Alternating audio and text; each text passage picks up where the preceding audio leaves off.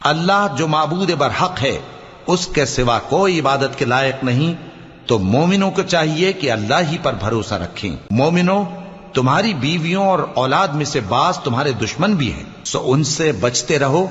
और अगर मुआफ कर दो और दरगुजर करो और बख्श दो तो अल्लाह भी बख्शने वाला है, मेहरबान है। तुम्हारा माल और तुम्हारी औलाद तो आजमाइश है और अल्लाह के यहां बड़ा अजर है। सो जहां तक हो सके अल्लाह से डरो और उसके अहकाम को सुनो और उसके फरमाबरदार रहो और उसकी राह में खर्च करो, ये तुम्हारे हक में बेहतर है। जो शख्स तबीयत के बुख्ल से बचाया गया तो ऐसे ही लोग राह पाने वाले हैं।